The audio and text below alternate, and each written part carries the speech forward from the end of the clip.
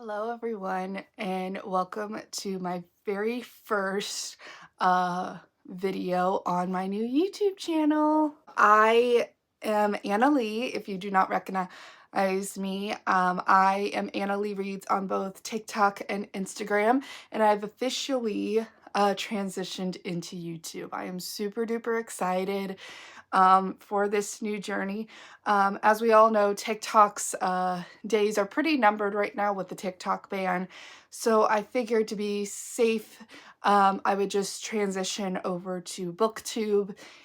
So this is going to be a channel that is going to be book themed. So expect a lot of reviews and hauls and book journaling and so many other things to come. And if you hear scratching, that is my dog. Come here. Yeah, my dog Murray. Come here. So this video is going to be all of the 5-star reads. Hi, baby. All the 5-star reads of 2024. I have read 52 new books in 2024, and I have read almost 5 rereads, making my total of about 56 to 57 books. And in that whole big list, 11 of my books have been 5-star reads. So I thought I would go through all of them and kind of talk about my feelings for all of them. And I'm going to go in chronological order. And this will be kind of a sneak peek of some of my favorite books of 2024. So let's just go ahead and jump right on into it. Marie, you're going to have to move. Okay? All right. So the first book that I have, that was my very first 5-star read, is Red, White, and Royal Blue by Casey McQuiston. I'm not really sure how you say their last name, but this was my very first 5-star read. It is a book about the first son of the United States and the Prince of England. And it is an enemies to lovers story, and it is spicy, it's romantic, and I read this in February of this year. I absolutely love this book. Like I said, it was my very first 5-star read of this year. And one of the things that I absolutely loved about this book was the relationship between Alex and Henry. I thought that their connection was absolutely amazing, and you could really feel the love that they had for each other through the book. And I also thought that their story was also really amazing, because not only are we focusing on their relationship, but we're also focusing on their lives. And that's something that I was a little hesitant to read, because obviously there are a lot of politics involved, because they are obviously involved in that world, and I'm not really into politics, but it was also really fun to kind of see their lives and how it affected their relationship. And I also loved all of the side characters. I thought that they were absolutely incredible. And yeah, I absolutely love this. Not a huge fan of the movie, but it was still pretty good. Next 5-star read of this year was The Inheritance Games by Jennifer Lynn Barnes. I can't remember exactly when I read this. I think I read this in late February of this year. And this is a story about a young girl named Avery who is not living the best life financially, and she unexpectedly gets this inheritance from this random guy that she's never met, and is supposed to live in his mansion for a year. And both her and his family are super confused about who this girl is, why she has gotten all this inheritance, and what the game is here. And I absolutely love this book. I'm always a sucker for any sort of mystery, whodunit, solving of a puzzle, and this is right up my alley. There were so many riddles and puzzles to solve. I absolutely loved it. I also loved the brothers that were the side characters in this book. Had a little hard time keeping up with who was who, but either way, I still ended up really, really loving it. And I thought that this was such a fun book. I also really loved the character of Tobias Hawthorne, even though we don't get to actually, interact with him because he has passed before the events of this book. I still really, really loved him. He just seemed like such a fun, cool guy with just this mischievousness to him, and I loved that. And it was also kind of fun having the mansion as the setting because there were so many different elements with the mansion, and that was such a cool part of reading this book was like getting to see like how like all the cool features of this mansion, and I was like, I just want to visit it. I just want to visit this mansion just to kind of see what it's like. And I still have yet to read the rest of the series. I need to get on that. But yeah, this was a book that the minute I finished it, I was like, wow, that was so good. And I love that. Next 5-star read is The Housemaid by Frida McFadden. This was my very first Frida McFadden book that I've ever read. And I read this in March of this year. I absolutely loved this book at the time. I'm not sure now if I would give it a 5-star, but I did really enjoy it at the time. I just thought that it was such a great thriller. I love thrillers. They're one of my favorite genres of books, and so I thought that this was really good, and the twist, did not see it coming, and I've learned that that is very normal for Frida McFadden.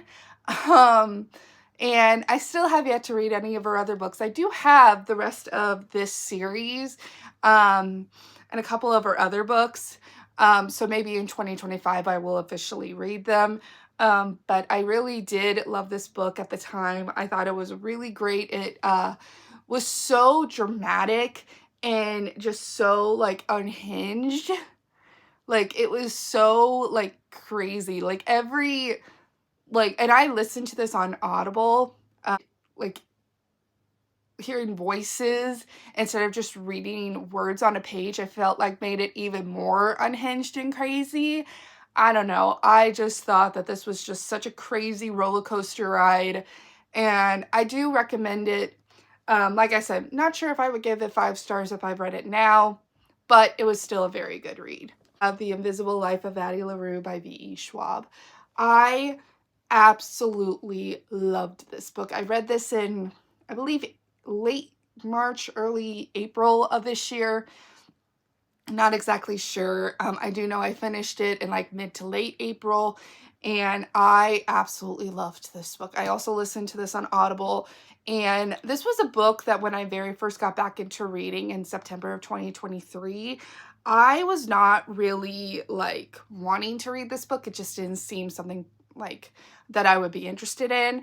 But like the more I heard about it, the more curious I became. And finally I was like, you know what? I'm just going to pick it up, and I'm going to listen to it on audio. And I really think that that made this experience so much better. It really was amazing to hear the emotion behind the words of this book.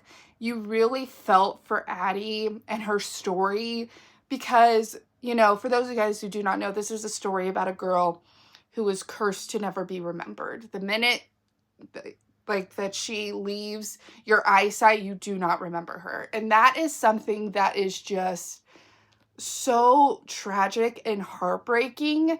And it was very interesting to kind of see like her, perspective of how she managed this curse.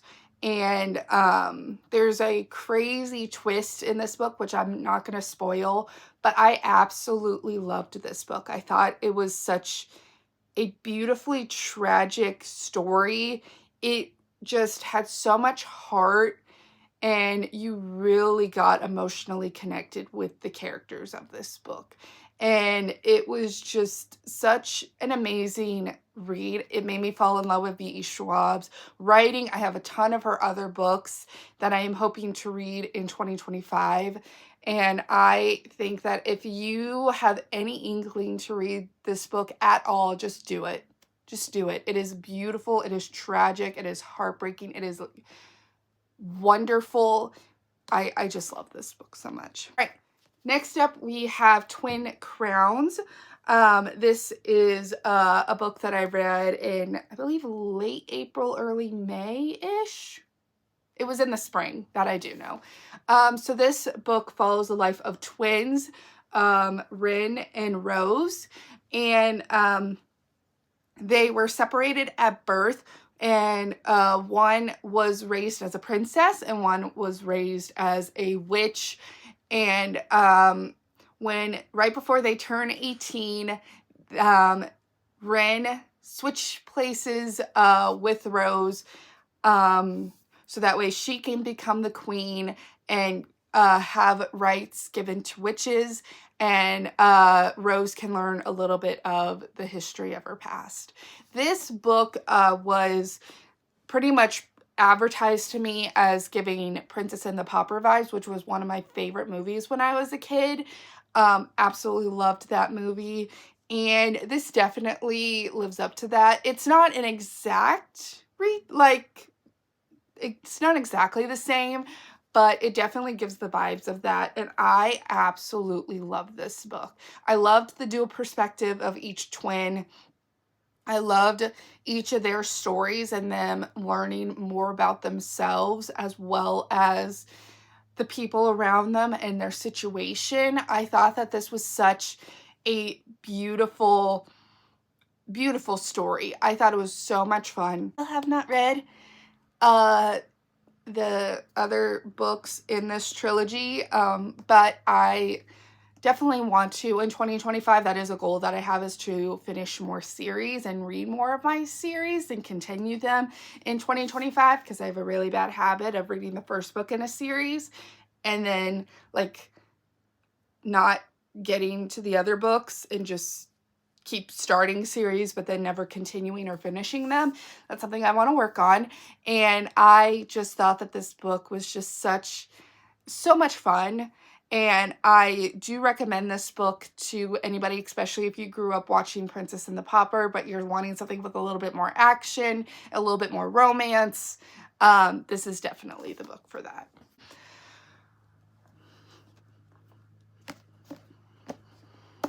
So, fun story.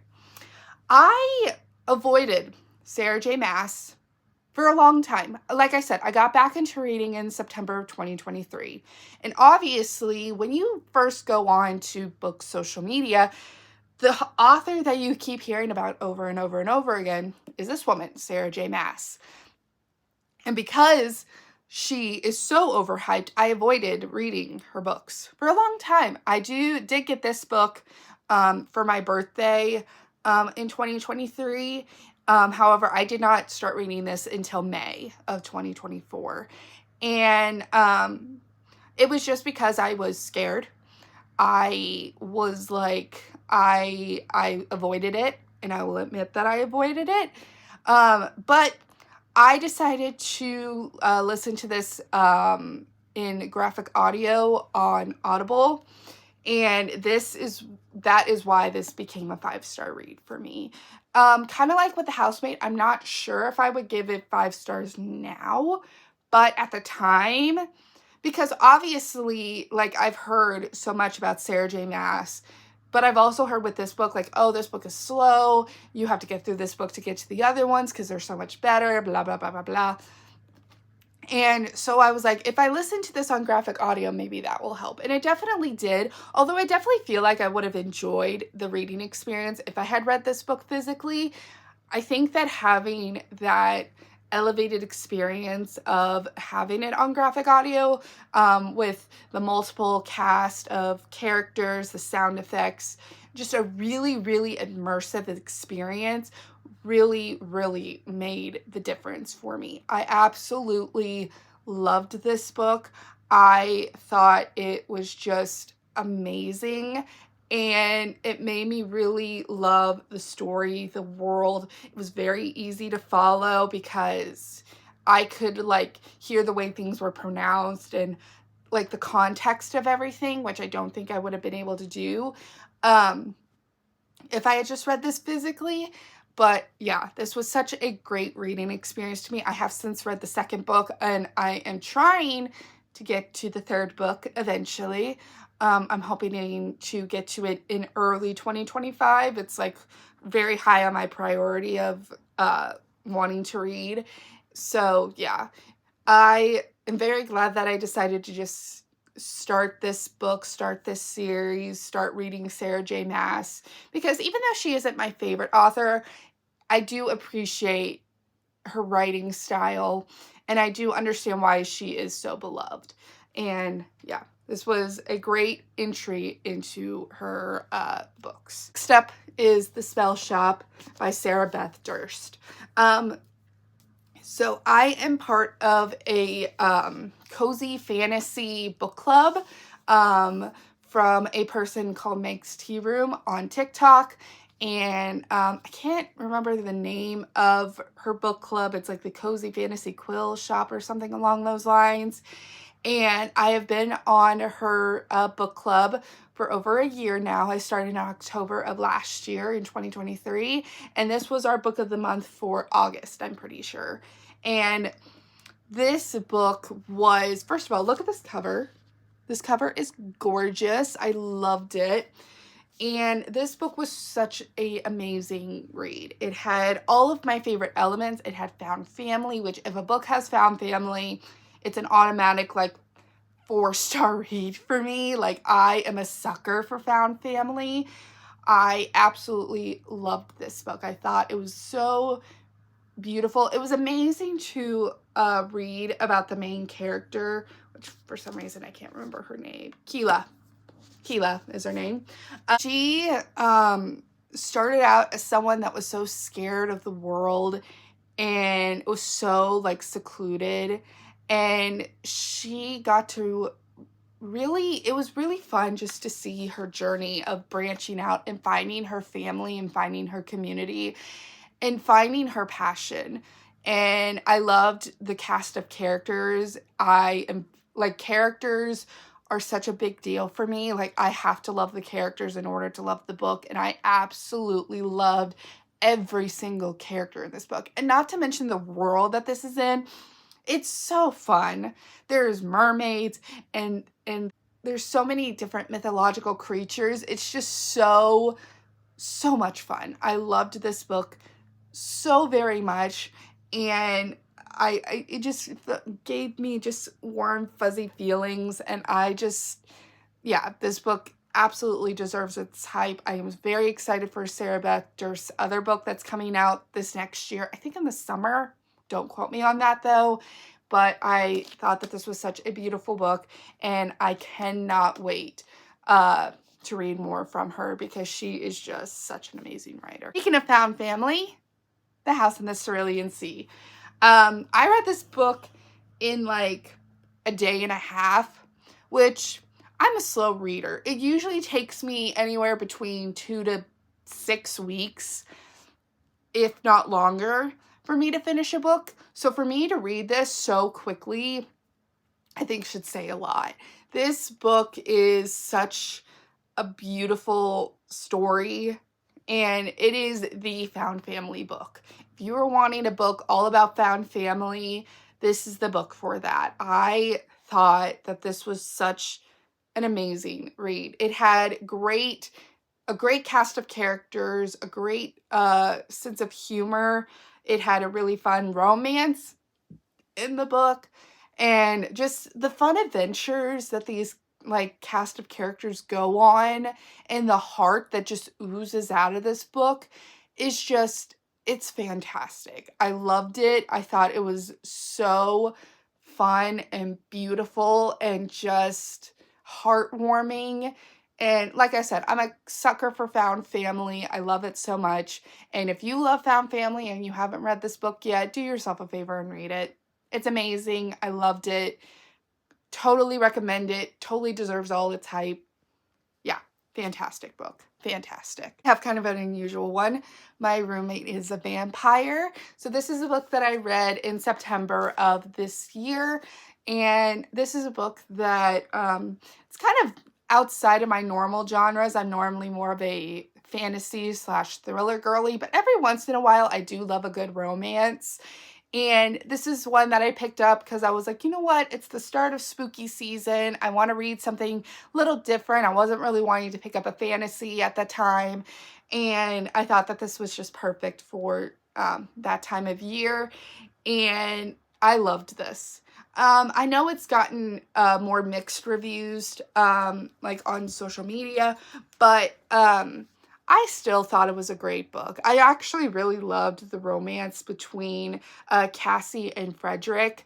I thought that their story, it was so fun to kind of watch them kind of navigate each other and like their situation.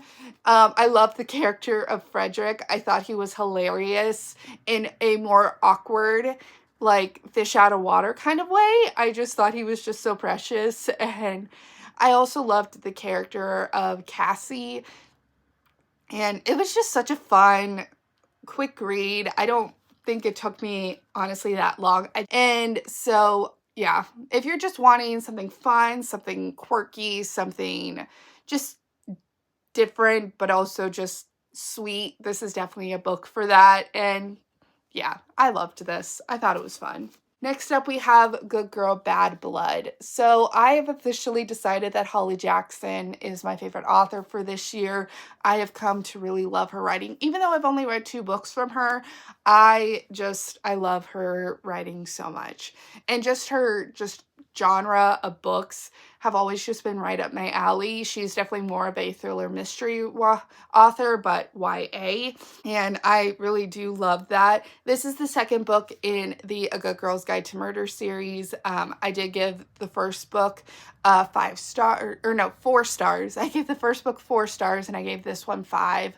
I just thought this was such a fun book. It's a great continuation from the first book because it has hints of the original book and the original like crime that Pip had solved, but it also is still very much focused on this story and kind of moving past it. This book follows a disappearance instead of a murder, which is definitely, I think, more up my alley, because, you know, sometimes, you know, talking about unaliving people can get kind of, you know, a lot. So it was honestly really, really fun. And I do like watching true crime videos. I do have a couple of favorite true crime YouTubers on here. Kendall Ray, Daniel Hallen, Eleanor Neal are some of my favorites. And this book just reminded me so much of that. And it was also fun to kind of see Pip's kind of mental like challenges with this, because after the first, you know, crime that she solved, she was like, I'm over this, I'm done, I don't want to do this anymore. And obviously she decides to take this case head on. And it was very interesting to kind of see her toy with that. And also the ending.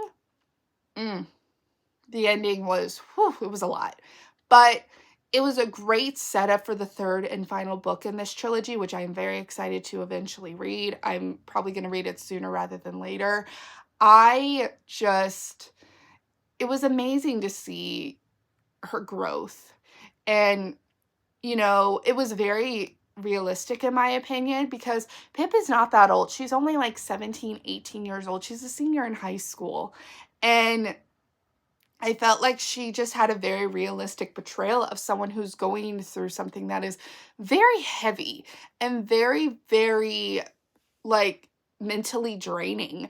And that is something that I feel like we don't really get to see a lot in the books or just in media in general, is the people that are solving the case and the mental toll that it takes on them. Because it is a lot, especially in this case where it's somebody that we know and it's somebody that has been a very good friend.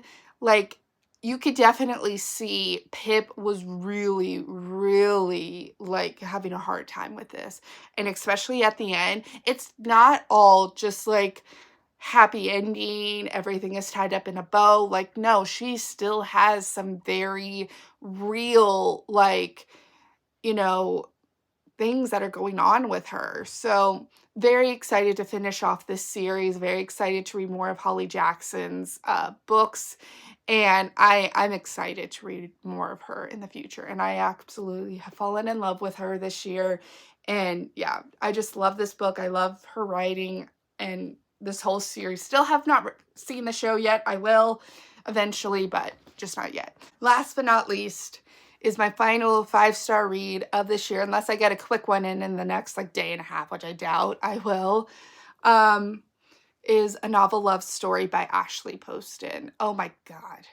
This book made me realize, yeah, I actually do like to read romance every once in a while. You know, romance is not my go-to genre. It is, like I said, more fantasy or thriller, but I loved this book so much. I have come to really love Ashley Poston. I am very excited to read her other books. I do have the 7-Year Slip in my TBR, but this book was just so sweet, so lighthearted, so fun, and it was a book for all of us book lovers, because the story of this is that basically this is a book inside a book. Basically, our main character, Elsie, stumbles upon the world of her favorite book series, and she is like, how is this going on? There's a bit of magical realism to it, which I guess is pretty typical of Ashley Poston books from what I've heard. And I absolutely love this, because wouldn't it be so fun to be stuck in your favorite like fictional setting, especially if it's just like this small town, like very like fun romance setting? I don't know. I am a sucker for small town as well. I love reading like small town books. I don't know why. I just am. But yeah, this book it was just so sweet. It was fun. Just like, I was not that far into this and I was like, this is going to be a like 5-star read for me. This is going to be a book that I absolutely love, and I'm gonna like, this is gonna be one of my favorites. And yes, that's definitely true. It's really fun because I don't really have that experience very often where I'm only like 20-30 pages into a book and I'm like, this is gonna be one of my favorite books of the year. Like, I don't really have that experience that often, and yet I did with this. Like, every time I picked it up, I was just smiling from ear to ear. I was just in love with the story and with the characters. Every single character, even the cat, was like, such a great, like, they were fully formed. They had their own stories, and it was beautiful. And there was one part of the book that I was like, what are you doing? You know, but it all comes together in the end. And I loved this book so much. I thought it was great. And this is also what helped me hit my goal this year. I had a goal to read 50 new books, and this was my 50th book. So how amazing was it that I was able to have a 5-star read as my 50th book this year? I thought, like, I could not have had a better outcome with that. That's just absolutely amazing. So those are all of my 5-star reads this year. I will probably after the new year make a like top favorite books of this year. You will expect to see a lot of these books in that list. I think I'm just gonna do a top 5 favorites, because the idea of doing a top like 10 like just stresses me out. You got a little sneak peek of what my top 5 favorites could be. So leave your guesses down below of what you think my top 5 favorites were out of the 11 5-star reads that I had this year. Thank you guys so much for watching. Please subscribe and like and comment. I'm very excited to join the booktube community, and also let me know what kind of videos you would like to see from this channel. I am I'm very excited. So anyways, guys, like I said, thank you so much for watching, and I will see you guys in my next video.